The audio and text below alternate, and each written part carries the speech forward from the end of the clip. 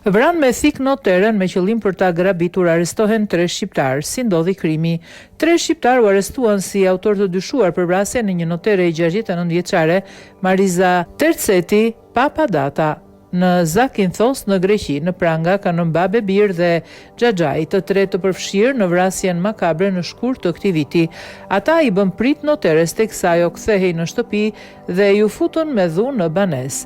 Çelësi për zgjidhjen e këtij krimi ishte gjetja e vendodhjes së njërit prej autorëve që jetojnë në Nemea, pasi kur u soll për t'u marrë në pyetje dhe pasi u paraqitën provat që kishin mbledhur, ai dyshohet se përshkroi atë që ndodhi natën fatale.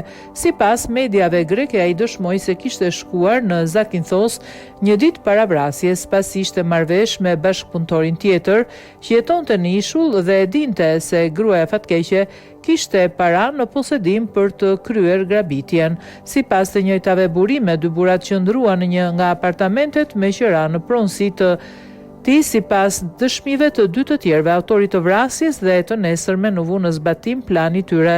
Ne vendosëm kapuç, maska, doreza dhe ngritëm një barikadë për të, thuhet se i tha buri policist në Nemea. Gjatë dëshmisë së tij, ai tha: "Ne po e pristim që ajo të kthehej dhe nxituam të merrnim çelësat e saj dhe të hynim në shtëpi. U përpoqja të hapja derën dhe në atë moment pash që ai kishte rënë dhe po rrithte gjak. I thash: hajde t'i ikim dhe ikëm." Pas ngjarjes, dy nga autorët u larguan në këmbë për rreth një orë dhe më pas thirrën djalin e të parit për t'i marrë me makinë. Gjatë rrugës hodhën thikat dhe dogjën rrobat për të humbur gjurmët.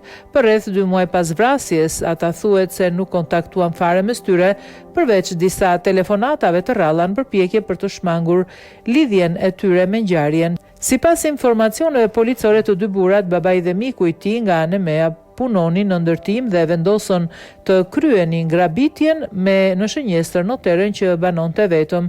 Djali i autorit të dyshuar kryesor kishte rolin e shoferit, ai që goditi viktimën me thik në pjesën e brendshme të kofshës së majt, duke i shkaktuar një hemoragji të pakontrollueshme, besohet të jetë babai.